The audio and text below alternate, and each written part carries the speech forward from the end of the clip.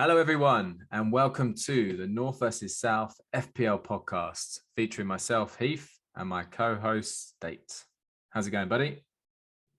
State. He's back in the game. I'm good, buddy. Very good. The Northern Super Kings are alive and kicking. That is a great song, by the way. If you've not listened to it before, maybe we should put that as our ending song in the future. But who knows? That's another thing. But I'm good, mate. All's good in the world of State. State is the man at the moment. So I can feel that confident vibe, that aura coming off of you. You know, it's because we won 5-0 at the weekend. The team I play for, so we had a good win. So that started things off nicely. Fantasy was doing all right, but I won't give too much away about that. Still plenty of time to go. And yeah, I had a good weekend. My missus was away, so it was just me and the boy, and we had a good day. We went swimming yesterday. When we went for a walk, went to the park, saw the boats, and then he said to me, "Daddy, we go to the pub now." And I was like, "Yes, that's my boy." And I was like, "Go on." So we went to the pub and we watched the Arsenal game at the pub. I got to have 3 or 4 pints, I think, and then we How many walked did back he home. have? He had 3 hours of water. Probably drunk 2 of them, and the other one went everywhere. There was another family there with the kids. He got to play with him. They played on toys on the pool table, and I just got to watch the football. And not is that how you structure a day in the pub if you're up north? I mean, like, from my perspective down here, if you look at someone, you get what are you fucking looking at, mate? You prick. I've got my kid. I was just hoping that your kid would play with my kid, He sings a little bit. No, fuck off, mate. Well, yeah, you Southerners are quite rude and impolite, I agree. But now, to be fair, it just happens, this kid was playing with a toy, Arthur spotted it. So he got down off the seat and took one of his toys over, and they sort of gave each other the international communication sign of swapping toys by not saying anything to each other. And they traded toys and then started playing with the other toys. So yeah, really good, really good. So, awesome. Yeah. And the rugby didn't go to plan, but were you a little bit peeved about that one, mate? I saw some of the text coming in with our Irish mate that you were a little bit bitey. The potato pickers got quite lucky, didn't they? In the end, I mean, and the scoreline flatters them a lot, But yeah, I mean, it's disappointing to lose, but I think the performance was pretty damn good considering they played with 14 men for 75 minutes of the game. So it was annoying to lose to the Irish, but at the same time, we'll take the performance, and we know if we had 15 on the pitch all game, we'd have probably beaten them, I reckon. So should have had VAR working for we never know, it might not got sent off. Well, no, I mean, I think it was a red, but it's all right. I mean, they seem to then forget about doing any of the many infringements the Irish came up with in the end. They were just, we were killing them in the scrum, and they kept giving away scrum penalties. Yeah, he didn't sin bin anyone, and he had plenty. He should have been doing it because they kept doing it. So, but never mind. It's done with now. We'll make sure that the Frogs beat us next week, so that the Irish don't get their hands on the trophy. Yeah, screw the potato pickers. Yeah. Well, this isn't the Six Nations podcast. This is the North versus South FPL podcast for football and football only, really. But yeah, this week on our agenda, we've got our standard game review. We've got our Michael Keane shit list. It's official now, guys. It's official. We've got our North versus South mini league updates. We've got our North versus South predictions and results. We've got a new feature, which is FPL podcast review. And then we have our game week preview. No quiz this week. I think we're all quizzed out after last week's horror show by myself. So it was shite. I really was. And again, I'm looking forward to hearing more people saying how they got on, because from what I understood, there's a lot of people struggle just like I did. So that made me feel better. Like who? Yeah, a few people. I won't name names. They don't want to be mentioned, I guess. All Southerners who have no football knowledge. Maybe. But football-wise, I thought it was quite a good weekend. obviously I'm a little bit happier because we got the 3 points at Southampton, Yeah, but good win. I thought there was a few things that stood out for me. Leeds, just wow. You just got to give credit where credit's due. That atmosphere. I mean, they got a bit lucky with the way things turned out. Yeah, but they They had deserved chances, it. didn't they? Yeah, they Yeah, they had the chances deserved to it. win the And game I back think then. I So, think that if they had stayed 1-1, I think that would have been a real killer for them. But I oh, think them getting that last minute winner has really probably given them that extra kind of boost. yeah, And now they've got a little bit of a gap between themselves and Watford in the relegation zone. So that could be what Leeds needed. And but that Geldhart though, I mean, how great must that feel to be oh, Ellen yeah, Road last minute of the game? What is he 18, 19 or something? yeah. Scored the winning goal. Yeah, he's that's his moment, isn't it? If he was to pass on to the other place in upstairs, then and he's done that. You could sort of be like, yeah, that was a moment. Not many people get a moment like that in their lifetime. So for him to do that, yeah, fantastic it was. And yeah, fair play to him. I know a number of Leeds fans, they speak quite highly of the young lad, and I think Leeds take to the youth players that come through. To be fair, their ranks, they sort of take them in to their hearts quite quickly, and most clubs do. Obviously, your fans, you like to see someone who's come up through your system obviously do well. But I mean, Leeds really sort of seem to really take that on board, and they put a status on these lads, which means that they're legends for life, sort of thing, don't they? So it's yeah, no, it was as much as I don't like seeing Leeds do well at all, it was great for the lad, and Leeds got deserved 3 points, which they desperately needed as well. So probably a bit of a kick in the teeth for yourself. You could have done with them not maybe getting that win. Yes and no. I would say that there's still hope that someone above them, maybe a team or two above them, who at the moment look like they're quite far away, could potentially come back down. But It'd be, who it's knows? still a long way to go. And I don't know about you, but I've got a feeling that Lampard might get the boot if they lose one more game in the Premier League. I think he might get the boot. I know it seems early, but Yeah, I I just mean, don't think they could trust him. again though, Everton, they should have got something out of the game. They had chances themselves. Again, they didn't deserve to lose the game, but they're obviously not. Things are not ticking. Obviously, their away form is absolutely atrocious. That they don't look like they're going to get anything away from home ever. At home, under Lampard, they've played quite well. They beat Leeds comfortably. They beat Brentford in the FA Cup comfortably. Man City probably deserved. They should have got some out of that. They had a blatant penalty, and then the Wolves game. Yeah, again they should have scored. It's one of those things though where everyone keeps saying, well, surely that team's too good to go down. No such thing. There's no such thing as being too good to go down. But I think they've got to start turning the home performances into wins. To be honest with you, time will tell.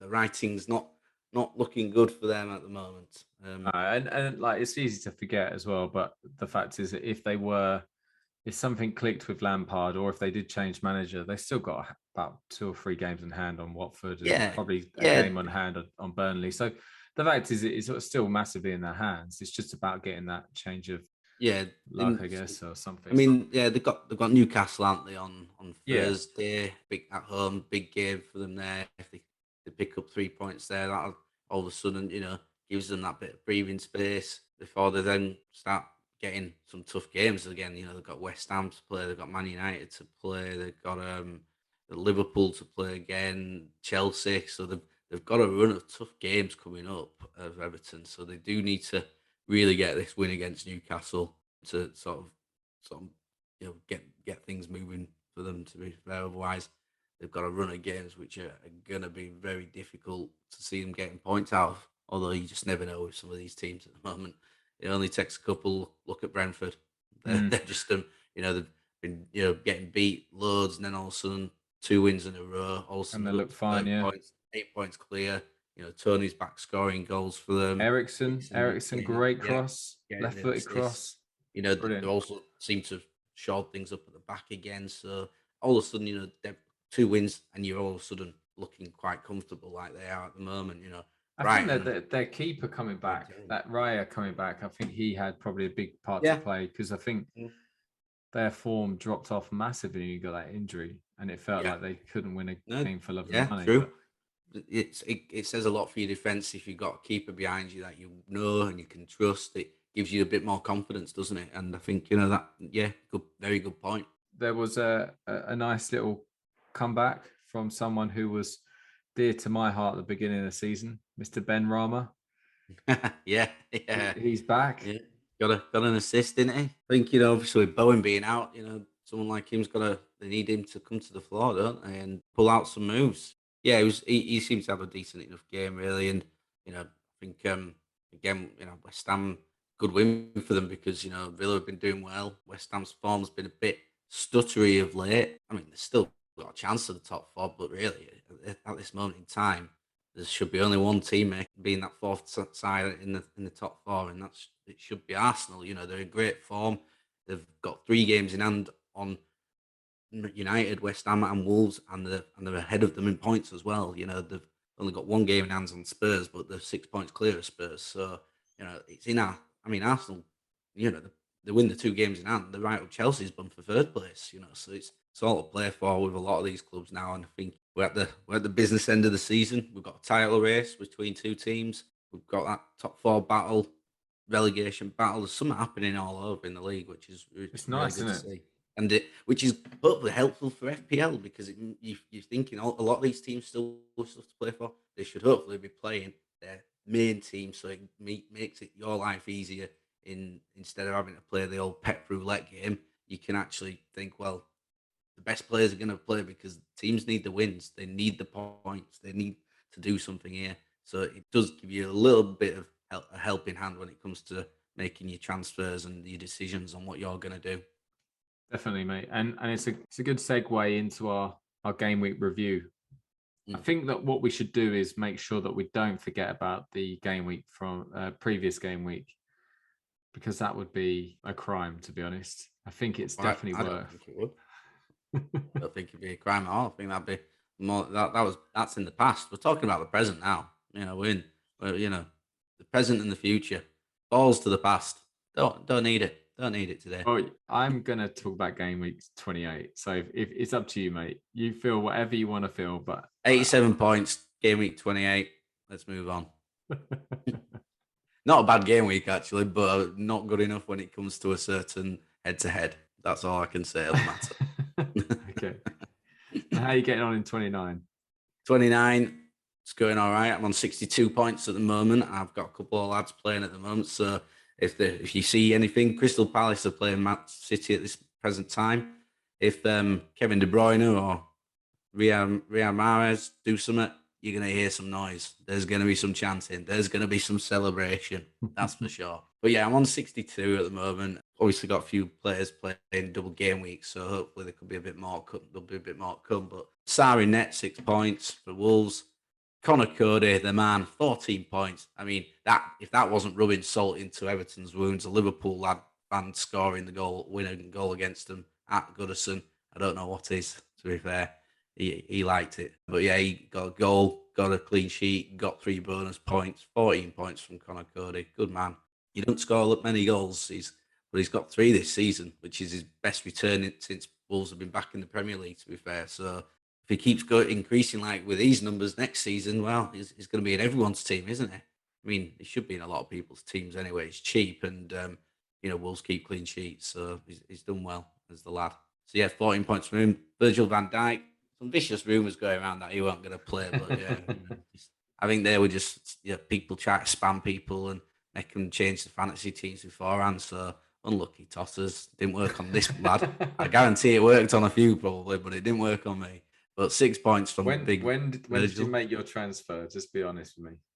Virgil. Oh, I did it. I did it on Thursday night. Why did you do it so early? I was confident in getting him in. I think, I was like, Liverpool, I need 3 Liverpool players this week. And I thought, right, there's no point waiting around. I know I'm going to do this. So I put Virgil in. That's it. So So yeah, got Virgil in.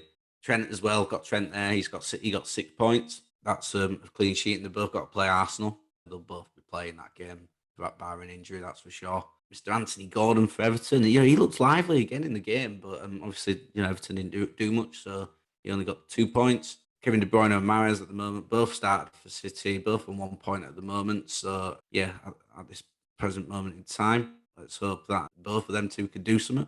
Mo Salah, captain, got his penalty, which was good. He's got 9 points in total because he got 1 bonus point, got a clean sheet point, and he got a goal.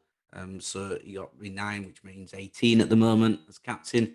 Yes, they're talking about him having a foot injury, a slight foot niggle, but put it this way: they've got Forest in the FA Cup coming up, and then it's an international break.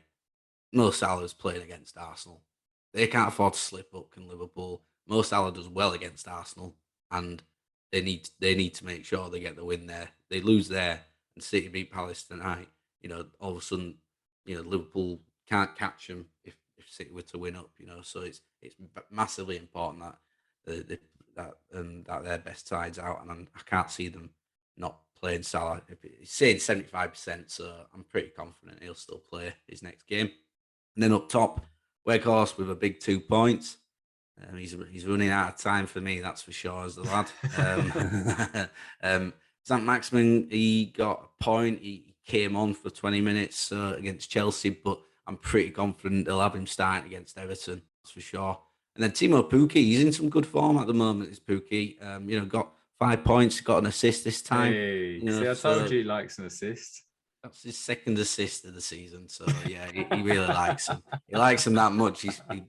He steers away from him like you try and steer away from the clap, mate. That's how much he likes him. It's just not what he wants. But he's having a good last few weeks. He scored a goal against Brentford, Chelsea, and then an assist against Leeds. So he's doing all right for me now. His team, which is good because none of my other strikers are doing feck all. There aren't many strikers that actually at the moment doing that great. Not. I mean, there is one certain someone from Manchester. We'll get on to him later, don't you? him and Harry Kane are like the only ones who really stand out at the moment. But yeah, no, very true. Maybe Lacazette. Lacazette might be one as well. Yeah. But yeah, I mean, because obviously Vardy didn't play again for Leicester, did he? So yeah, strikers is a difficult one this season. But that's because most of the strikers in the game are actually classed as midfielders in FPL for some reason. So, but we won't get onto that debate again. Don't want to get me angry. Bench, nothing on the bench. Cornet 2 points. I mean, he had a great chance to score, didn't he, against Brentford and didn't take it. Williams 1 point. Max Gilman made him third. So I didn't know why he was rested against Watford or not played after he'd played pretty much every minute. But he came off against Palace, didn't he? So did he have a niggle or something? Maybe, I don't know. He was back in playing and he got 8 points. So he's my third sub. So that's nicely played by me. To be fair, if I lose this game week by 8 points, I can blame myself, to be fair. But I probably wouldn't do that. So yeah, 62 points at the moment. Still got obviously 5 players to play their second game in the game week midweek, and I've still got my 2 playing today. So hopeful of a good score here. If Salah can do some play against Arsenal, and if Liverpool keep a clean sheet, I could threaten the 3-figure mark maybe this week. Who knows? Lovely stuff, mate. Lovely stuff. And the fact is that this game week is certainly on, mate. It's nothing about 8 points. If this, if that, it is on, mate. You think it's on, do you? I think so. I mean, you need Spurs to do well. You need Arsenal to do all right as well. Yeah, I mean, there's definitely a chance for you. Definitely a chance. But I only need Salah to score 1 goal and you're done for. If he plays. He'll play. You know, Egypt have got to play Senegal in the World Cup qualifier. He'll play. Liverpool he'll be playing. Okay. I'll put money on it. Oh, how much? Well, I'm a bit skint these days, but yeah. I'm a tight Northern as well, so I'll put a tenner on that he starts. Okay, cool. Well, all right, fine. We'll see. But yeah, no, my obviously State didn't really dwell on game week 28 for too long for obvious reasons. The highest points overall, right, in the whole of FPL was 214 points. Guy had Matty Cash, he had Coutinho as captain, he had Mings, he had Havertz, he had Mount, he had James, Kane, Sarr. and he had a bench boost with Nori and Jimenez and Dubravka. It was ridiculous week. 214 points. Anyway, it wasn't Heathy though. It really wasn't, but I was aiming for 150. I got the Nelson, the 111. I was happy with that. So Emi Martinez with 12 points. Walker Peters let me down with 2, but everyone else did well. No, actually, not everyone else. Dean got 6. Wasn't expected to play the second game, but played it. Reece James got 18 points, but didn't play the second game. Rudiger was 6. Saka got 12. Son, my captain, with 14. Coutinho, what a star he is, 23 points. Now the other person who let me down, King with 1 point. Kane with 13. And Dennis, I mean, he got 4 points. So technically, someone, it's the equivalent of someone getting booked and getting an assist. So I'll take that, even though he just got 2 points for each game. Foster, Tierney, Zaha on the bench with 8. Foster, Tierney, and Bowen just with 1 point each. So that was 111 points. And obviously that was enough to get me over the line and get me onto equal points with State. We've now played 20. Wow, geez. We've played 28 games and we're now on 42 points each. And we're in like mid-March. Now, if you want your money's worth, this is what getting your money's worth is all about. Yeah. I mean, State is ahead of me on points, but it's not as it's fairly close at 50 odd points between us. But yeah, it's very much on. Anyway, this week I took a minus 4. I did 2 transfers. I think I said it on the last podcast, but my whole idea was just to make sure I had 3 Arsenal, 3 Spurs, so that I could enjoy this game week. So I brought in Lacazette for King, which was a good decision. And Kulusevski came in for Bowen, who's injured. So I didn't really lose sleep about either of those transfers. In fact, I made them and I forgot all about that I had Lacazette in my team. I had a really busy day the other day and I was looking and I was like, oh, for fuck's sake, Saka hasn't done anything. Tierney's done nothing. Oh, Lacazette. Oh, I should have brought him in. And then I looked at my team. I had him. It's brilliant when that happens. It doesn't happen that often. So at the moment, Martinez just a 1 point. Walker Peters, real letdown, mate. 1 point, just a 1 point. Shame on you. Luca Dean, I chose the wrong fullback both game weeks. He's now got a hamstring, so he's going to probably go soon. Rudiger, Rudiger with 5 points. Yeah, it's better than nothing, I suppose. Tierney 6 points. I'm pretty disappointed with Tierney because he is doing all right for me, but at the same time, he hasn't got any of those double figure holes that he got at the beginning of the season and last year. I was just kind of hoping that he would.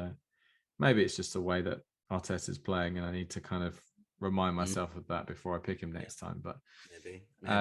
Saka with 3 points didn't really do much. Son, unfortunately, my captain, just a 4 points. Coutinho 2 points. Kulusevski got 5. He got the assist. So then Lacazette and Kane both with 6 points each. On my bench, Foster with 3 points. James injured. Dennis 2 points. Zaha 1 point. So I got my bench right. At least that's something. But to be honest, I thought I'd had a better week. But 40 points actually not that great. I mean, it's not bad because the average point is 43, but yeah, it could be worse. It could be worse. And yeah, at the moment you're on 60, I'm on 36 because obviously I took the 4 point hit. So I would say it's still on because I've still got basically Tierney, Saka, Son, my captain, Kulusevski, Kane, Lacazette. So I've still got half my team to play again. All right. Arsenal, yeah. No, of course you do. But Arsenal have got Liverpool, so that's going to be quite a tricky game for them, obviously. You're in the pool. Go on. But yeah, and Spurs, you have no idea.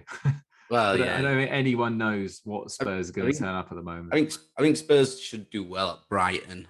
They're not in great form, are they, Brighton? No, they're getting beat most weeks at the moment. I think they've definitely lost the last 5 in a row. They might be even more, to be fair. As well, Brighton like having the ball, don't they? They like to try and push. They don't, and Spurs are better on the counter attack, aren't they? Everyone knows that. So I think I think they'll suit Spurs down to down to the T really. I think so. So yeah, yeah. Brighton. The last game Brighton won was against Watford. Yours. Yeah. Yeah. Well, I hope that Spurs do something, because if Kane or Son get anything, well, actually no, actually I say Kane. I mean, Son gets anything really, it's back on, and with Salah not playing in the second game, it means that it's very I'd much. be annoyed with Salah not playing. Yeah, seriously, man. You sound like a desperate man. Desperate. Not desperate, just Yeah, desperate. interested. So I mean, you yeah, shouldn't be desperate because you should be thinking, right, even if you do lose this game week, the following game week, it's a write-off, isn't it? you're gonna win because you've got 3 Arsenal and 3 Spurs players already in your team, so you've got 6 players playing. I'm not gonna be able to get 6 players playing that game week because I mean I'll have my Wolves lads who'll stay in, but then I've got Leeds and Leicester. I've only got 3 teams to pick from. I'm not gonna bring anyone from Leeds in against Wolves. Leicester, they're at home at Brentford, so yeah, that'll probably be something I'll look at. But you've got 3 Spurs at home at West Ham. Yeah, Villa are playing as well. you've got Villa, you've got Arsenal. So you're gonna have about 8 or 9 players playing you without even having to do anything. So you'll probably save your transfer. So I think even if you lose this game week, I would be, which I think you will do. I think I should still get the win this game week. But I think after game week 30, we'll be back level playing field, 15 wins each and 45 points each. That's what I'd expect to happen. Okay, well, anyway, let's move on.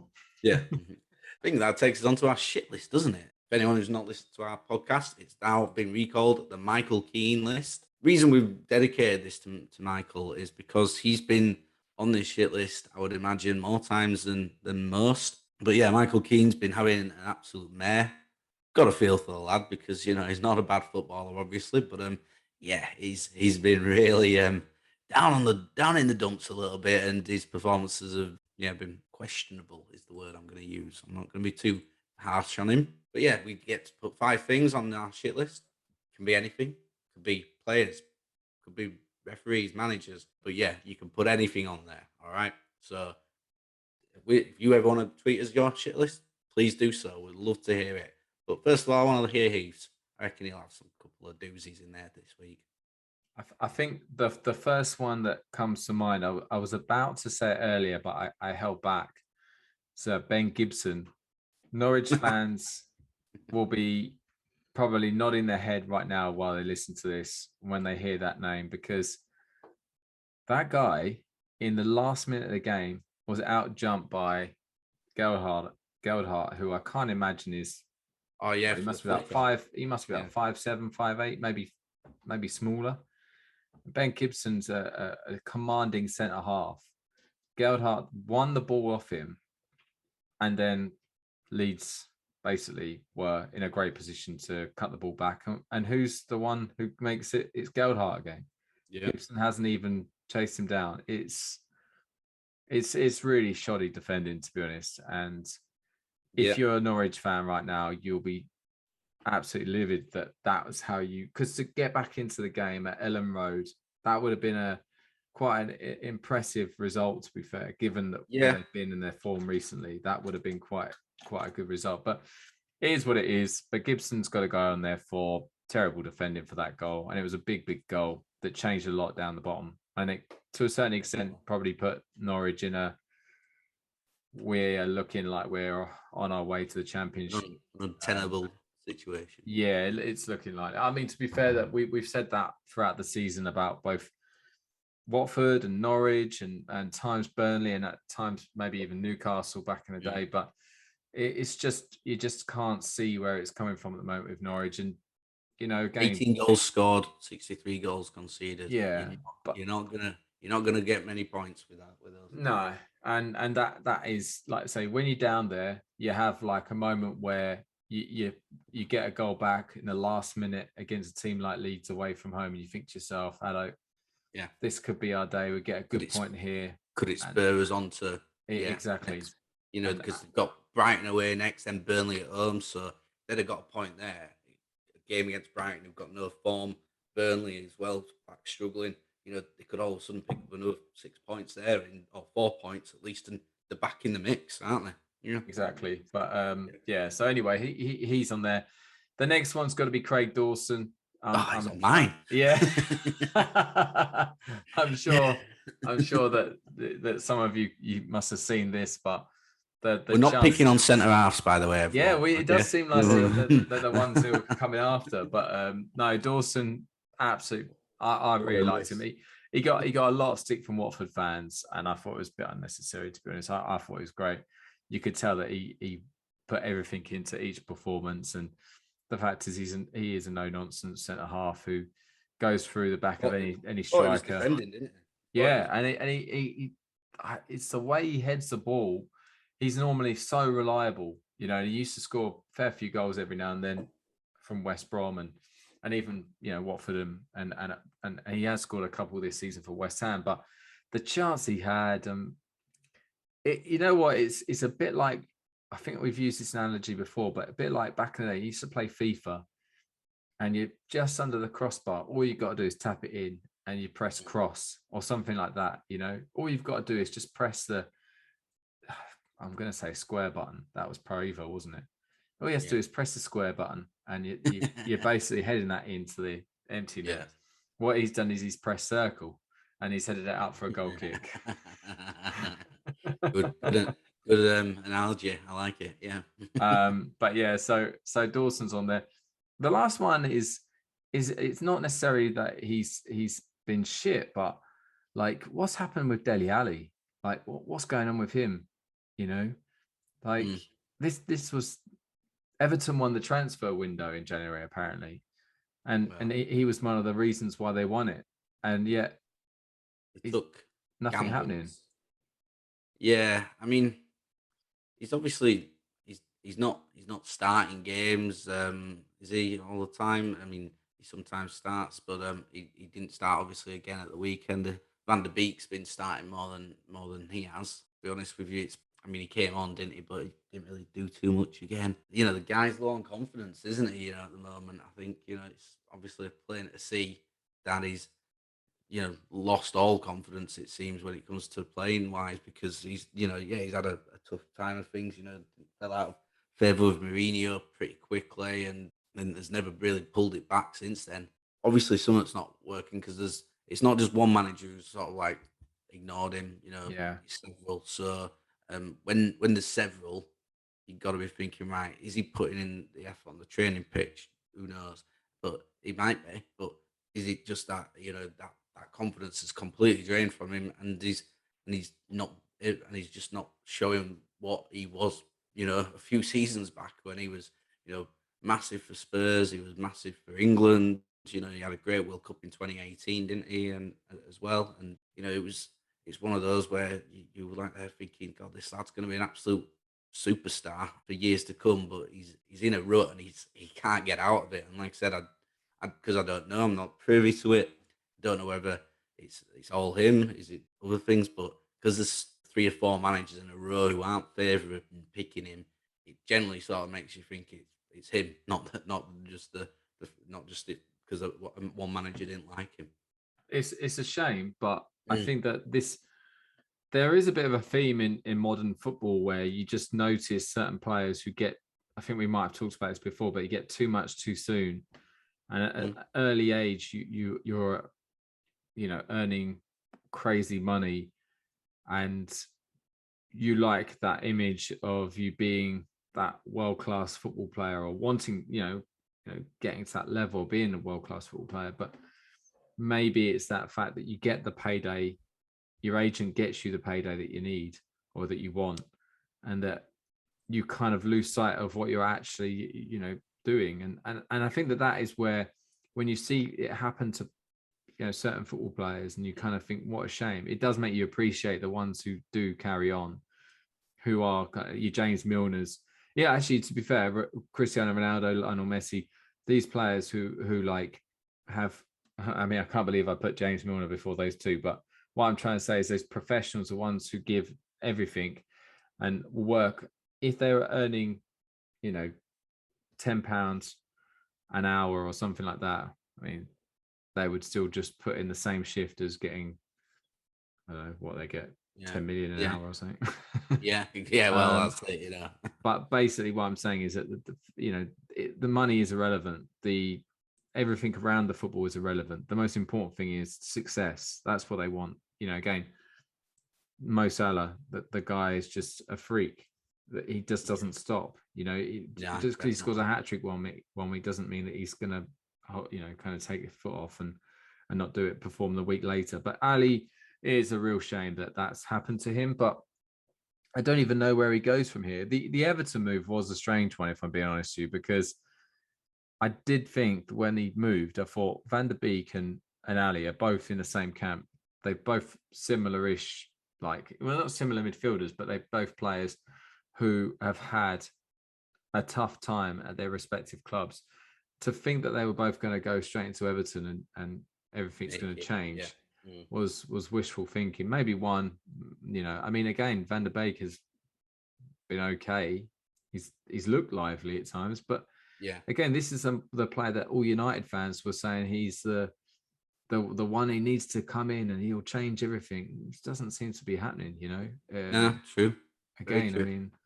But anyway, so the Michael Keane shit list for me has just got 2.5 people, because Dele Alli hasn't really been shit, but he hasn't done anything. So there you go. That's what I'm bringing to the table this week.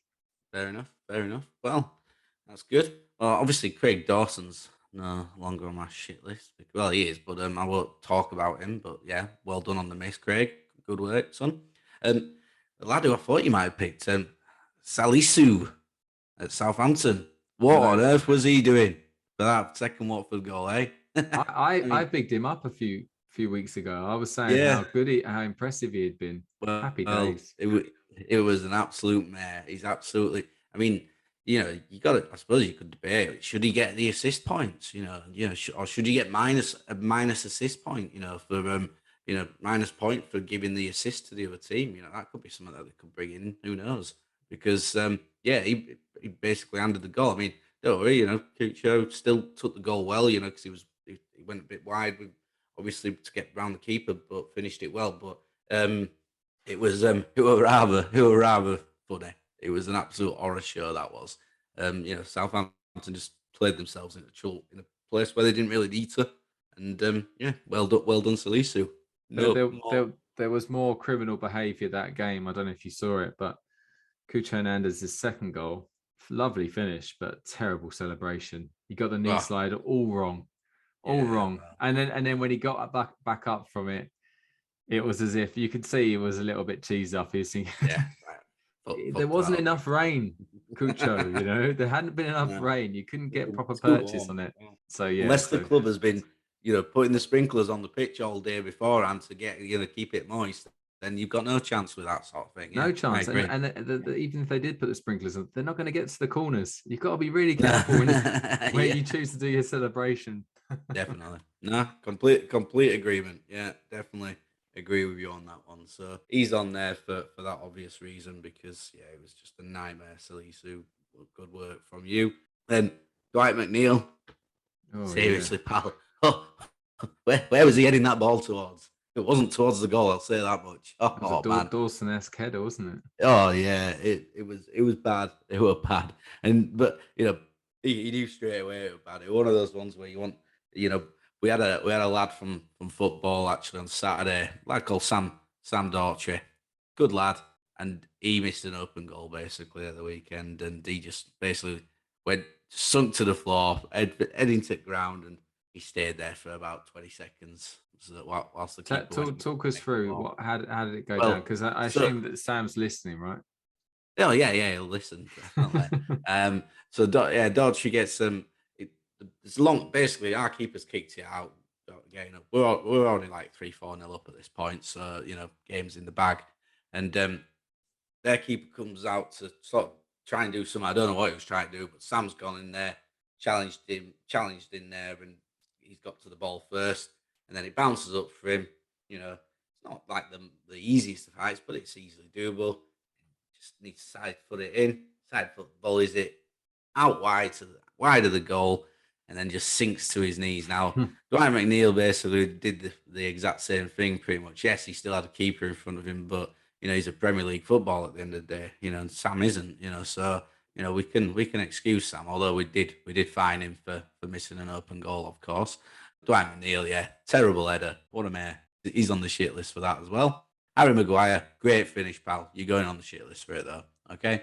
I mean, to be fair, if you didn't do that, there was I think was it Romero or someone behind him who were going to put it in the back of the net anyway. So this is a thing about this, right? So get this right. The guy crosses the ball, and if Maguire lets it go through his legs or just leaves it, yeah. Romero's offside.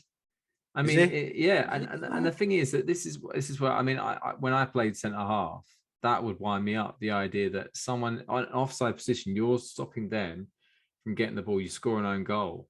They're in an offside position, like that. That for me is like, Harry Maguire does not go for that if there's no one behind him. Do you know what I mean? And it's like one of those ones where you just kind of think that's where the rules are a little bit harsh on defenders, in my opinion, because anyway. Another centre half on the yeah, list. it was a fine finish by Maguire. I mean, look at it nicely. It never rains, but it pours, doesn't it? And it's definitely pouring fucking shit on Harry Maguire at the moment. That's his second game week in a row where he's got minus points. 2 game weeks in a row, he's got minus points. And there's still 4.7% numpties out there in the game who've got him in the team. He's had minus points 4 times this season. I bet that's a record. Must be. 4 games he's had minus points this season. It's bad. The thing is, he won't care because they won 3-2. That's the most important thing. That's what a professional will say. Final person on my shit list is Cristiano Ronaldo. That should definitely get some hate mail this week. For what reason? For what reason? For fucking being a fraud at the moment. Everyone's saying, "Oh, he's great, Ronaldo. He's back. Bullshit. He's done his bit. Got 3 goals. He's probably got another 5 weeks of doing feck all again coming up now. So he's just they signed Ronaldo to help them do things right and challenge for the title and stuff like that. And he hasn't done that. Yeah, the games when he's turned up properly, yeah, he's done well and everything. But there's been too many games where he's just been sulking, and instead of helping his teammates, who have not been helping either, they've been shit as well. But you got to be looking to your talisman to like rouse them and get them all going, and then it picks them up. He doesn't do that. Instead, he sulks and everything, and then he'll have 5 or 6 game weeks where he gets fuck all points for you. Then he'll be back. He'll have a good week like he has. Now we're going to see everyone bloody get him in the team for the next few weeks because that's happened, and then it'll be shit again. And he did what he does best at the weekend. I think Luis probably should have done better with the first goal. Didn't swerve that much. Yeah, he hit it well. Don't get me wrong, and it's a good finish, but could have done better there. I mean, the other 2, yeah, you can't do it. The header was quality. I won't deny that. The header was just absolutely phenomenal. But we all know that Ronaldo's great in the air. But he's on my shit list because he hasn't been doing it enough for United, and they're looking to him to be their inspiration, and he's not doing it enough. So people might say, "Well, she scored a hat trick." I went, "Yeah, but what's he been doing for the rest of the season? What's he done for me?" Yeah, what's he done for me? I mean, right, he's got 12 goals this season, so everyone's saying, "Well, he's joint second top scorer or something like that." So he scored 2 goals against Newcastle, 2 against Arsenal, and 3 in that game. So he's got 7 goals in those 3. So that leaves us 26 game weeks where he's only scored 5 goals. Is that good enough for Manchester United and for Ronaldo standards? And if you turn around and say, "Yeah, of course that's good enough," I'll say you're a fucking fraud who knows nothing about football because it's not good enough. Not a chance. So thank you very much. And he's like Timo Pukki as well. He don't want to get the clap because he ain't getting any assists as well. So you can't go on the assist run with him. He's had 3 assists all season. So no chance. He's on the shit list. I liked his first goal. I don't know.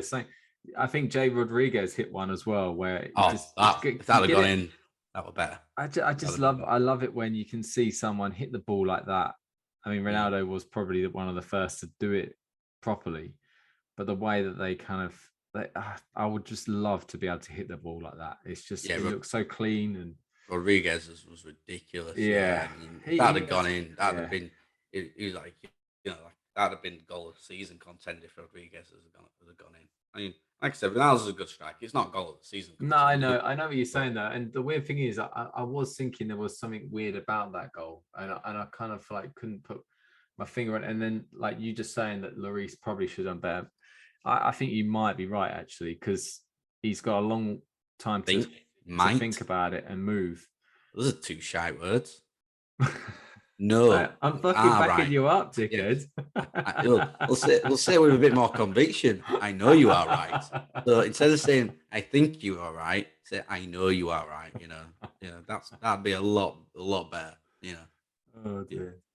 But yeah, Ronaldo's a bit of a wind-up merchant, and you kind of want him to do well because you want the best players to be playing their best football. Like, I loved the idea at the beginning of the season that you had Ronaldo on one team, Lukaku on another, two footballers who have shown the Premier League many times before how good they are, coming back, and and it just feels like, even though Ronaldo has got those goals, like you say, it feels like a bit of a damp squid at the moment, doesn't it? It's like, yeah, well, Lukaku's just doing fuck all basically. It's I don't know. It seems like a real shame. It feels like there are certain things that could have happened this year that hasn't, but it is what it is.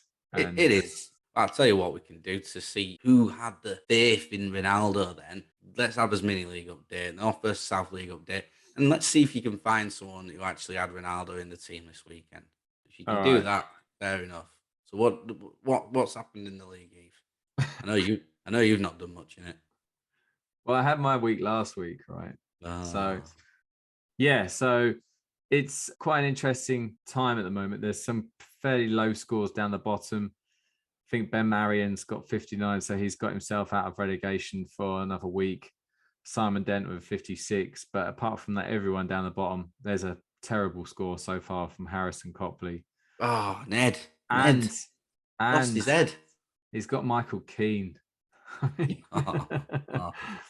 Oh dear. Oh dear. Oh mate. On a positive note, mate, because Keane didn't play and Tarkowski didn't play. Oh no, Tarkowski did play, but he got booked and conceded.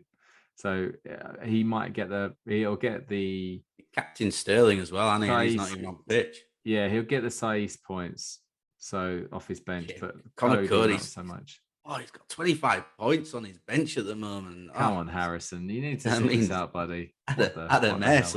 I tell you what, I only know one person who's had more of a mare than that, right? And that was, I know I said I won't talk about game week 28, but I'll just quickly jump in here, Heath. Lad who my boss from work, he's not in our North versus South League for some reason. I'll have a word with him about that. But he captained for that double game week, Joe Willock. Ouch.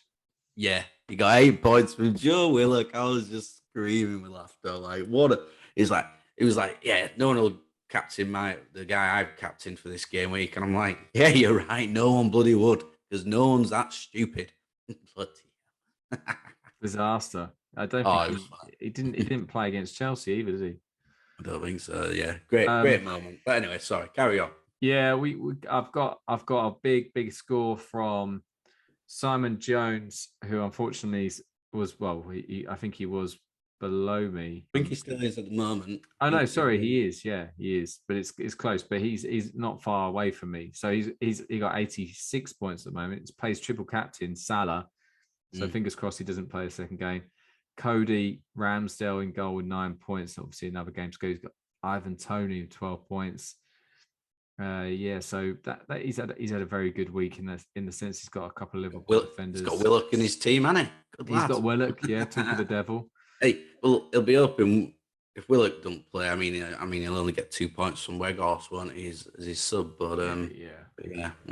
And then well, let's be honest with ourselves. I mean, going up the table, there's some familiar names, but it does look like the out of the top three. Connor Tobin, he's been on good form. He's on 75 points. He played a wild card this week, and he brought in Tony. He's got Salah as captain. I think most people had Salah as captain. He's got a lot of double gamers, hasn't he, for this week? Yeah, exactly.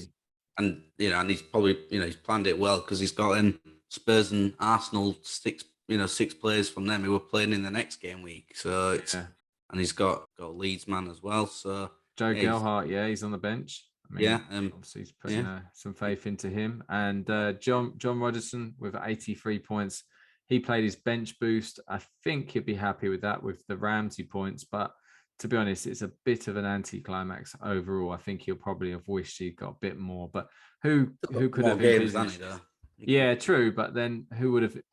When I look at the bench boost, I look at basically the 4 worst players. Like, I mean, obviously your worst goalkeeper. So Dubravka's got 2 points and he's got 1 more game to go. Then you're looking at Doherty. He's got another game to go.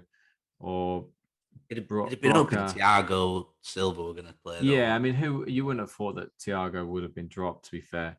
But overall, I mean, he'll be happy he's got 83 points, but I think he'll be disappointed with his bench boost situation, personally. And then Kevin Barnard, Crucible FC, still top of the league. Big gap. I mean, it's 80 odd points at the moment. He's having an okay week. He just played his wild card as well. He's on 60 points. He went with Keane captain. He has Tierney, Alexander-Arnold, Ramsdale, and he's got Gelhardt on the bench, Rudiger on the bench as well. It's interesting. But yeah, I mean, the thing about it is that you can see there's like a theme with these wild cards. But overall, yeah, Kevin's still a big gap. And unfortunately, we haven't really spoken about the guys at the bottom, but Sam Diamond, miles away, really. Him and El Badger, they're kind of definitely getting relegated this year for sure. Yeah. But yeah, no, overall though, good effort, guys. We didn't find Ronaldo, which is not a surprise because he's been poor recently. I'll tell you, only person I'd have maybe half expected it is our man Ashton Honor, Points My Time team, because he's a Man United fan. Where was your faith in Ronaldo against Spurs? He did well against Spurs at their place. Why have you not put your faith in him at your place? Why not? Just sort it out, Ashton. Come on, son. Yeah. I mean, you're gonna get lucky. You're gonna get 10 points off your bench from Ramsey because Aitinori didn't play for Wolves. Yeah, there's no Ronaldo there. Yeah, where's the faith? Hey, he had Cucho on his bench. He did. Hey, go on, Cucho. No good for him on his bench, is it? No. He must have seen his knee slide. Yeah. Oh God. Yeah. That's it. All right. Now, good stuff then. Good stuff. Yeah. So let's move on to our predictions and results. So each week we pick the fixtures where it contains a North and a South team, and we just go and predict the result really with a North or a South or a home and away. So, State, how did we get on? I've got a feeling I didn't do too well this week. I've got a feeling. Yeah, I don't think either of us did too cracking. They weren't easy results to predict, were they, really? No, there were some difficult ones. So, I mean, Brighton, Liverpool, we both got right. We both went for the away win. Brentford, Burnley, neither of us got right. I went for the draw. You went for the away win. Yeah, so no one went that. Man U, Spurs, neither of us got right. You went for the draw. I went for the away win. Mate, I was close, though. I said, I'm pretty sure I put down 2-2. A draw. It's not close because it was someone won the game. Not close at all. We're not predicting the exact scores, otherwise there may be. Yeah, but no. Chelsea, Newcastle, home win. Both of us went for. Arsenal, Leicester both went for the home win. Palace, Man City, we've both gone for the away win. That is ongoing at the moment. It's 0-0. City have had a lot of possession, a fair number of shots as well, and yeah, it's not quite. It's probably best that Pep starts to think about rotating KDB and Mahrez, maybe thinking about bringing on some other players. Maybe Sterling. But doubt that'll happen. Sterling might come on, but he won't be coming on for him. He might come on for Grealish, perhaps, or someone. Or they might bring him on for Rodri. Rodrigo. They don't need another defensive midfielder on. Well, something needs to change, Pep. You need to get it sorted, mate, because you need these 3 points. So better start making. So yeah, and then we've got Arsenal, Liverpool play later on in the week, which you've got as an away win, and I've gone for the draw. So yeah, at the moment we're all square. No one's done too great on that one so far. But there's time. There's still some game changes happening at the moment. And with the Arsenal Liverpool games, the decider basically. If Liverpool win, then Heath gets the victory. If it's a draw, then I get the victory. So yeah, all good, all good.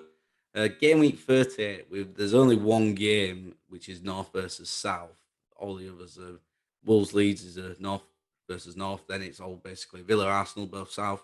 Leicester Brentford's the North versus South, and then Spurs West Ham South. So we'll probably give it a miss for the game week 30 because there's only one game. You know, the predictions will come back for game week 31. That's for sure. Yeah, sounds good. Sounds good.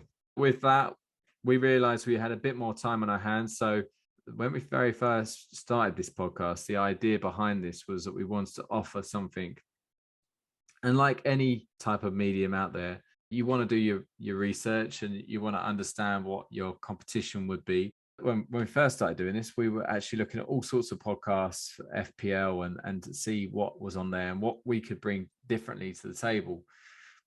And that was probably about, well, it's about a year and a half ago now. So there's been a lot of change. And I even, Stay and I were talking about doing something. So what we were thinking is doing a regular FPL podcast review and kind of making you understand what else you could listen to if our input and our kind of podcast isn't enough for you and you wanted to hear some more, then we were going to point you in the right direction. So we start off with an FPL podcast called The Green Arrow. Now, this is a fortnightly show and it's affiliated to Fantasy Football Hub, which is a website offering FPL stats and, you know, there's articles, there's data, there's basically anything you can think of really. If you want to improve your FPL team. The only negative is that you do obviously have to pay a subscription, become a Patreon to be able to use their website. There's also a bit of I think they had a little bit of a trouble with hackers maybe at the beginning of the season, and that was a bit crap all round for everyone involved. But the podcast itself, hosted by a Welsh chap called Fergie, and most recently they have guests such as Adam Hopcroft and Rich Clark come on intermittently or sometimes at the same time. And yeah, it's an interesting podcast. So both of us gave it a listen and we both came up with what we thought. So what did you think, mate? What did you make of the podcast? Our direct rivals. I'll tell you what, there's a lot of great knowledge in there. If you're, you know, proper dedicated and into your FPL, you'll do well to find, barring our own obviously podcast, but you'll do well to find more knowledgeable people if you get me. Really, you know, they've got great knowledge on there. Put some good visuals on there for you to look at as well, because they do this live as well. It's a live podcast, and you know they've got a live chat feed going on as well, which I thought was really good because you know they answer some of the questions that people ask, or you know bring up some of the comments as well.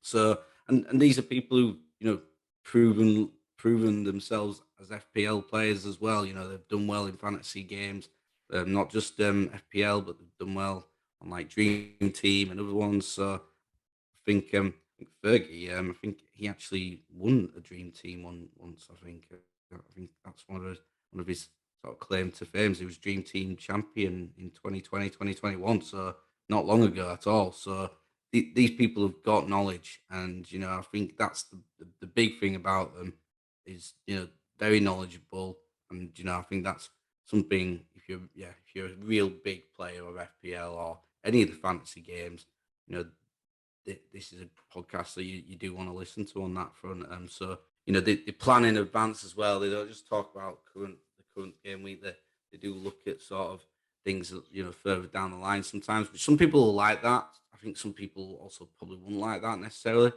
Sometimes you want to sort of maybe think about the here and the now with them, because you talk about those game weeks in further down the line. But it is good if you're into that and planning, you know, weeks in advance, then they do give you that. If you're not one for planning weeks in advance, you probably don't want to hear that sort of side of things, probably. But it's you know it's an option there for you. What about you? I thought exactly what you said. The first thing that stands out a million miles is their knowledge is incredible. It's off the hook. I mean, the fact is that I've always thought that I know a fair bit about FPL, and I've put in a lot of time and effort into it over the years. But these guys are on just such another level. It's actually quite scary. But they're very likable guys, and I do like the fact that they are quite happy with the how they play the game. They know it, like I say, like the back of their hand. They're all for giving advice, and I think what I liked about it, I think when we talked about this podcast and what our plan was that we wanted it to be about FPL, but we wanted to talk about football as well at the same time. This was just about FPL, and that's good for us as FPL fans. Yeah. And that's probably obviously what they're aiming for. That's their niche. Yeah. But if you're not into fantasy football, or if you like FPL, but you're not, like you say, you're not a hardcore fan like others are, this probably isn't your podcast. Yeah. But I think it's quite an easy listen, to be fair. I would say that there were periods where it was a bit of a struggle, because there's like a tone that just doesn't kind of ever come up or down. There's not a huge amount of emotion from them, and the banter. There was a moment about with the banter. Yeah, there was a moment, especially in the latest podcast, which is really good. Like I said, we've said, but Fergie played his wild card, and what an absolute stinker for playing your wild card. And I mean, if I was Adam, put it this way, I'd have been rinsing him. If you'd have played that wild card, I'd have been absolutely through you. He gave him a tiny bit of stick, but not enough for me. Not enough for what I'd be like, mate. I'd have chewed you up for hours and spat you out several hundred times. That's how bad I did. That was one of the things actually I did make a note of. I felt that everyone's a little bit too nice to each other. He was getting some grief on the live chat though, if you look at that. So I liked that, to be fair. But he was like, I think he was like, if I bring out all these comments about my wild card, I could be here all night, to be fair to him. So I think he just thought, oh dear, yeah, I've had a mare. Let's leave it at that. So but again, that's it's nice to have that humility and have that kind of humble side of things, where he's not afraid to kind of take the mickey out of himself. No. But I like the idea of it being live, and it does inspire me a little bit to think that maybe one day you and I could do something like that, because they are reacting as they're going along, which helps. Yeah, and I think also just the delivery to say they're live is really, really good. I think they you don't hear all the butt and stuff like that.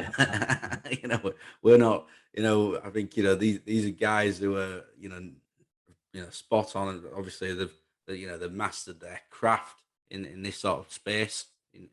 In the deliveries, really impressive. Like I said, if we were doing it live, God, there'd be far more sort of stuttering and all that lot, to be fair, if truth be told. So yeah, that side of things, again, very impressive. I thought when you listen to podcasts, I think you listen to them and you think certain things, but you got to be thinking, right, what are these people sort of targeting and aiming for? And I think what Fergie's targeted and aiming for, I think he delivers that. What he's aiming for, because very, like we said already, the knowledge is incredible, informative, and for big people like players who are FPL crazy or any fantasy team crazy, these are guys worth listening to.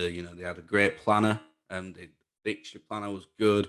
They do polls, they do a captaincy sort of section as well, which was again really good. So yeah, I think me and Heath have both said it. If you're into your FPL, and I mean, or any fantasy football Premier League games, it's definitely one to listen to on that side of things for the knowledge. If you're only a bit of a part-time player, just in it for a bit of the laugh, it's going to be too much for you probably. But which is okay. But again, if you're thinking about getting serious, then they're definitely ones to go for and listen to.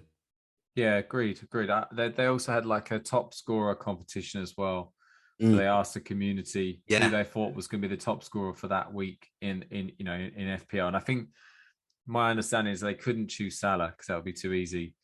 But they basically I think they mentioned that Matt Doherty got it a week Yeah. before, but Yeah. it was kind of it was one of those ones where I just thought, oh, that's such a good shout. Why didn't we think of something like that? But yeah, that happens. That was good. We'll have to message him and see if we can plagiarize. Let's do a top defender scorer for the game week. You can only so we're not doing it exactly same, but we can do it similar. Who knows? Maybe. Or who's gonna be the next person to get a minus point? I call Harry Maguire. Yeah, dibs. Call dibs right now.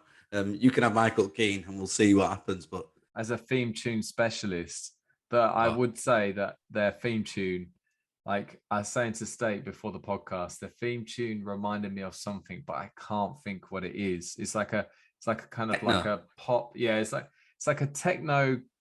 Techno rock.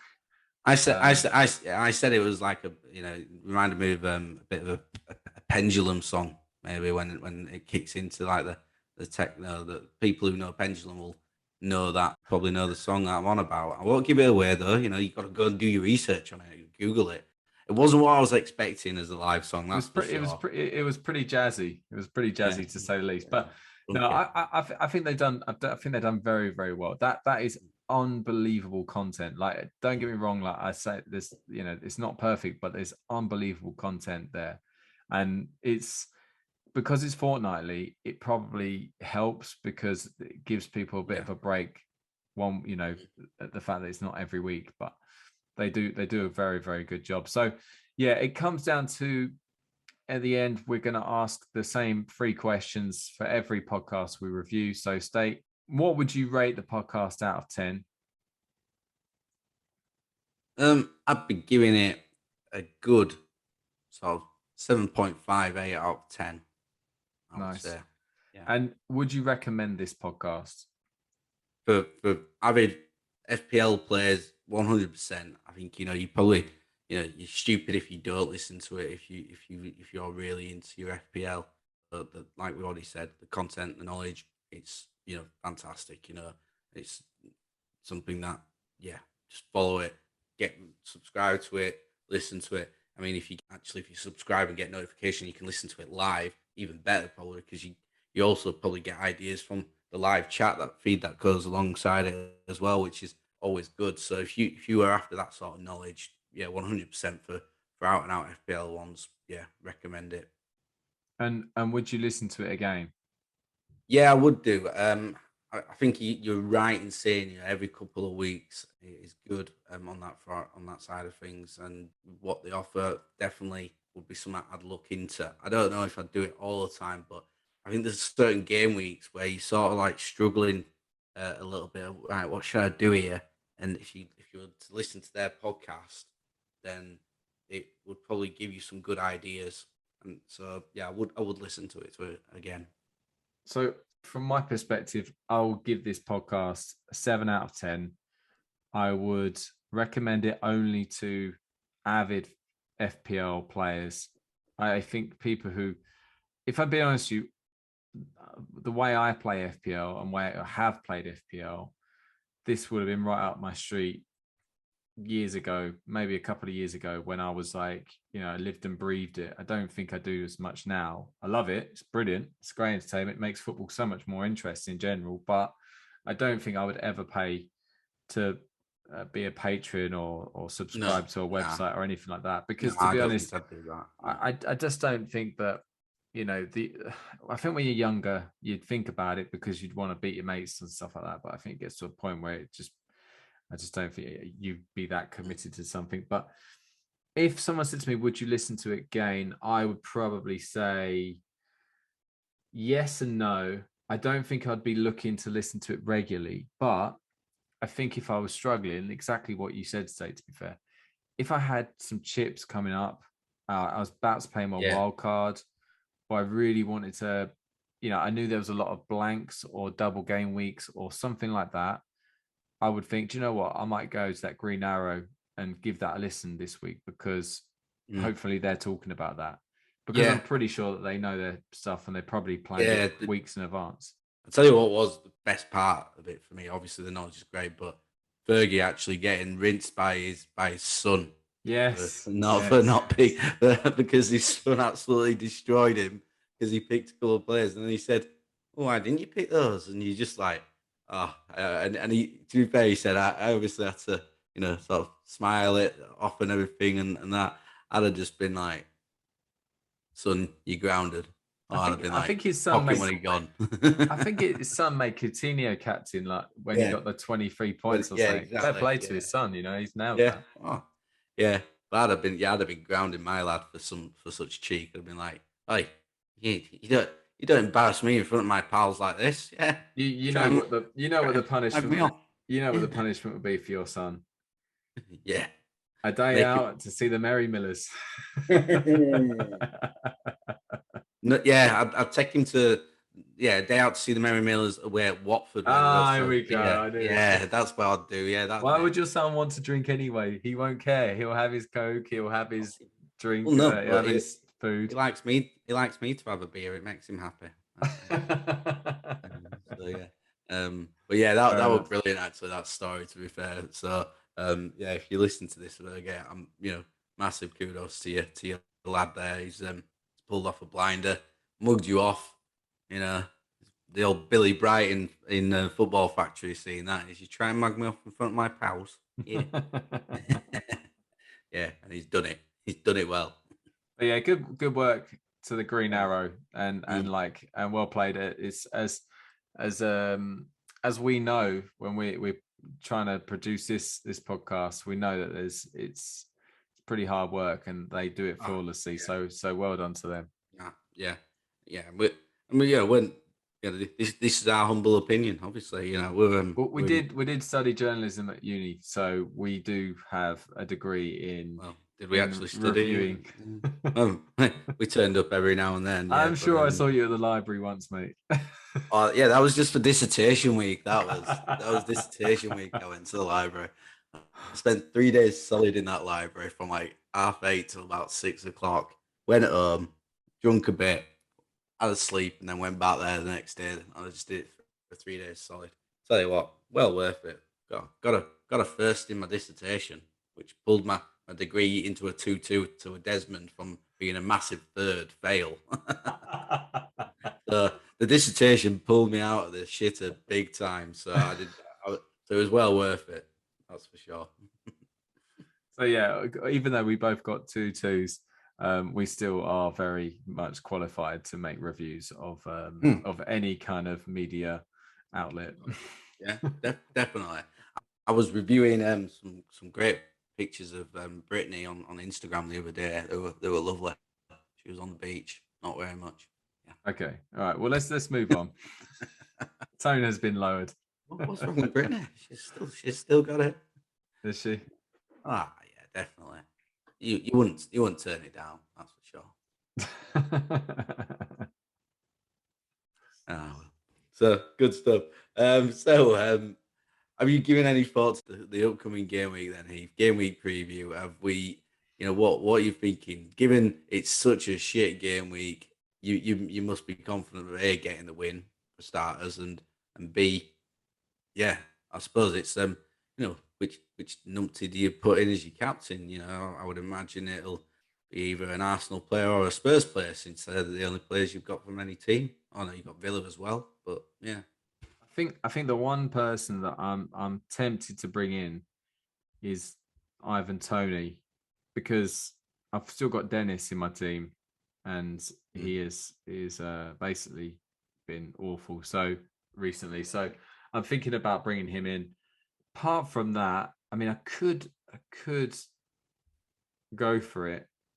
I don't know about the problem here is that Luca Din, like, he looks like he's out, right? Hamstring injury, 25% chance of playing. But the fact is, there's a big gap between when they play next, when they play Arsenal, when they play next after that. So maybe it's worth keeping him in. But yeah, I don't know. To be honest, the only thing I can think of is maybe bringing in Tony. But then again, I don't expect them to do too much at Leicester. So yeah, it's a tough one, really. But I mean, the one thing I'm going to try and do is make sure I don't lose any, take a minus hit because there's no point, like you say. What would be the point really of doing that when I've got quite a few playing? How about yourself, mate? What are you thinking? Well, yeah, I'm thinking disaster. This basically shows that I don't really sort of plan ahead for this week. You've But not then been again, listening to the Green Arrow. well, not. I mean, as well. Also, you got to take into account here that I can only pick teams from the north, right? So Leeds players aren't exactly attractive to people at the moment because they've not been doing too cracking. All right, so then that means leaves me with Wolves and Leicester. I can't pick Arsenal, Villa, Spurs, West Ham, where you've got players there that a lot of people would have. You know, if I could pick Arsenal players, I'd definitely probably have Saka in there, or one of the midfield lot, or Martinelli probably for a bit of a I don't know if he is that differential at the moment, but I'd have him in my team. Spurs, you've got Son, Kane, Kulusevski, you've got Doherty at the moment in a bit of form. But then West Ham, obviously people have had Bowen for a while, but you've got others, Declan Rice, you've got Fornals, Benrahma, Antonio, Villa, you've got Coutinho, Jacob Ramsey, Matty, Matty Cash, and all these players. So you've got players there which you can go. Now I can't pick those players, so I couldn't really do too much planning here unless I wanted 3 Wolves, 3 Leicester, and 3 Leeds on my side. But you wouldn't do that. I have got 3 Wolves lads in my side, so I've got Cody, Kilman, and Sarr. They are playing Leeds at home, so Leeds haven't been in great form. Obviously, that win could spur them on, but so I might if Wolves can keep a clean sheet, I'll get some clean sheet points. But I'll probably make a transfer, and I've been thinking about this anyway. I'm probably not. I don't think I'm going to get the game week wing, so I don't think I'm going to take a minus hit for it. But I've been looking. I'm wanting to bring in some Leicester players anyway, because if you look at Leicester in terms of, well, they've got the fixtures that they've got coming up. So they've got Brentford at home now. Then Man U away, Palace at home, Newcastle away, Villa at home. But they've still got 3 games to be rearranged. So they're going to have 3 double game weeks coming up before the end of the season at Leicester. So they are a team that I've been keeping an eye on, and I'll definitely be bringing in some players from them. So James Maddison's probably nailed on for me to bring in because he's their main man. Vardy getting injured again was a bit disappointing because, he came back, obviously scored against Burnley, was looking lively again. And, we all know that Vardy, if he hadn't got injured earlier on this season, or, sort of halfway through the season, it'd be probably on about 15, 16 goals, I'd expect. Do I wait then a little bit longer? Iheanacho's not been great this season compared to last year, when he finished really well. But he started the other day instead of Daka. I think Daka's looked all right, but obviously it seems to be that Iheanacho's starting again. So I think Maddison will come in for me. And then Harvey Barnes is in a bit of form, so people might be looking at that potentially. I'm not going to look at defenders because Leicester don't keep very many clean sheets, and the likes of Ricardo and Pereira, who a few seasons back had great few years with plenty of assists. He isn't really getting that anymore. So I think it will be probably just Maddison in this week.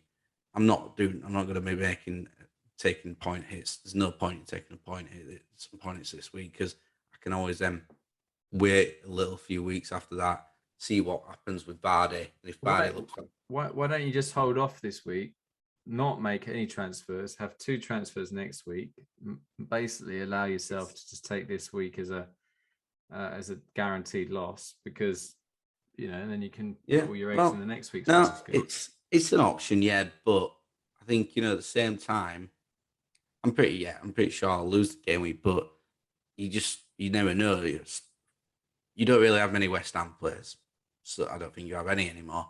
West Ham nil Spurs, you don't get out for your Spurs. Villa and Arsenal, 1-1 draw would be great with none of your players getting any of the goals. That'd work. Wolves keep a clean sheet against Leeds, and then have a Maddison at Brentford. Then you never know. It's very unlikely, but that's my only thought is that if something freaky goes on, which we all know is possible. Plus, my thought as well is to get rid of Mahrez for Maddison, and then I'm saving some money as well there. I'm going to be creating a little bit of fun there where it means I can put it elsewhere for the following game week, which I've got a different plan for. Well, I'm not going to disclose that with you right this minute. Oh, good. Good. All right. Well, everyone likes a little bit of mystery in their life. Well, And, yeah. and also, it's good to know that you're deluded to think that you actually have a chance next week. It's the same as you're deluded thinking you'll be winning this game week as well. So What's the Palace City score? Still 0-0. It's still 0-0. It's not what I want really. I mean, I'll get 3.6 points, 3 points each from KDB and Mahrez at this moment in time. De Bruyne's at the post. Mahrez has had 3 shots on target. That's not good. They need to go in the back of the net, and so it's not getting the points from them two that I was sort of hoping for. I was hoping if like De Bruyne assist Mahrez goal or the other way around, it'd give me that bit of extra cushions even more so. But I mean, I suppose it's still 6 points up, and I've still got 5 players playing, including my captain, still in the second game week.